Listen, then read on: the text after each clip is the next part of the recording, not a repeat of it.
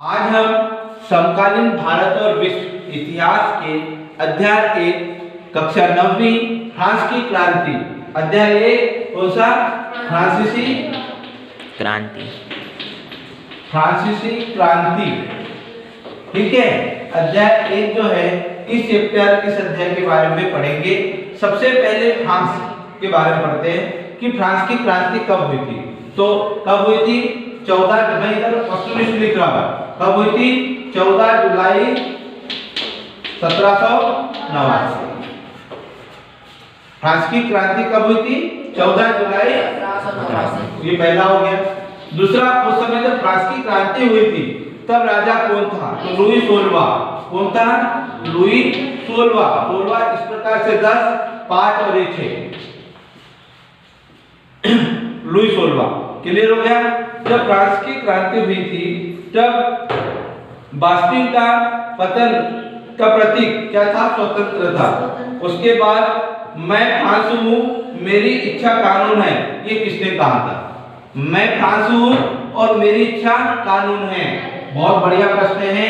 मैं फ्रांस हूँ और मेरी इच्छा कानून है किसने कहा था लुई 16 याद रखना भाई किसने कहा था लुई 16। ठीक है।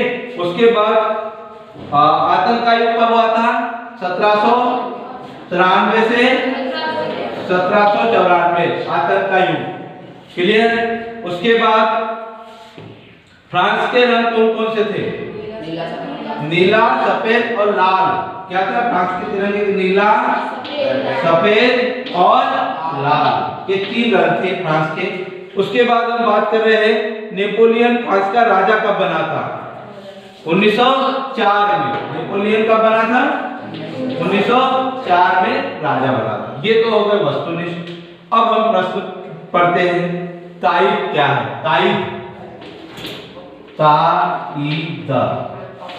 ताइद क्या है।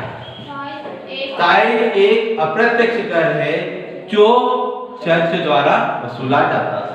ताइद क्या है एक अप्रत्यक्ष कर है जो चर्च द्वारा वसूला जाता था। ये पहला प्रश्न याद हो गया। दूसरा टाइल क्या है टाइल एक प्रत्यक्ष कर है। टाइल क्या है एक प्रत्यक्ष कर है जो जनता द्वारा वसूला जाता था। किसके द्वारा जनता द्वारा वसूला जाता था। टाइल और टाइल याद हो गया। तीसरा प्रश्न हम पहले पढ़ते हैं कि फ्रांस का समाज कितने भागों में बटा था। फ्रांस का समाज कितने भागों में बटा था तो फ्रांस का समाज 3 भागों में बटा था। पहला कौन थे पादरी वर्ग, दूसरा कुलीन वर्ग और तीसरा मजदूर। ये तीनों याद होना चाहिए। पादरी वर्ग चर्च में रहते थे, कुलीन वर्ग राजा महाराजा थे और मजदूर वर्ग थे। क्लियर हो गया फ्रांस का समाज। उसके बाद हम बात करते हैं कि दास प्रथा क्या थी। चौथा प्रश्न यदि हमारा बनता है इससे तो दास प्रथा क्या थी। तो निग्रो प्रजाति के लोगों को क्या कहते हैं मजदूर बनाकर दास कराया जाता था उसको दास प्रथा कहते थे। निग्रो प्रजाति के लोगों को मजदूर बनाकर काम करने के लिए रखा जाता था उसे दास प्रथा कहते थे। उसके बाद जैकोलियन क्लब के सदस्य कौन कौन थे। जैकोलियन जो क्लब बना था उसके सदस्य कौन कौन थे तो कौन कौन थे दुकानदार कारागिर और मजदूर। पांचवा जैकोलियन क्लब के सदस्य कौन कौन थे दुकानदार मजदूर कारागिर। क्लियर है। उसके बाद ये प्रश्न गिलेटिन किसे कहते हैं। गिलेटिन क्या है ठीक है। फ्रांस की क्रांति में शिरोच्छेद करने का एक क्या था हथियार। गिलोटिन क्या है छठवां एग्जाम पढ़ते हैं तो गिलोटिन यानी फ्रांस की क्रांति में लोगों को शिरोच्छेद करने का एक हथियार गिलोटिन कहलाता था। यानी फ्रांस की क्रांति में लोगों को मृत्यु दंड यह हथियार काम करता था। और उसके बाद स्टेट क्या है ठीक है।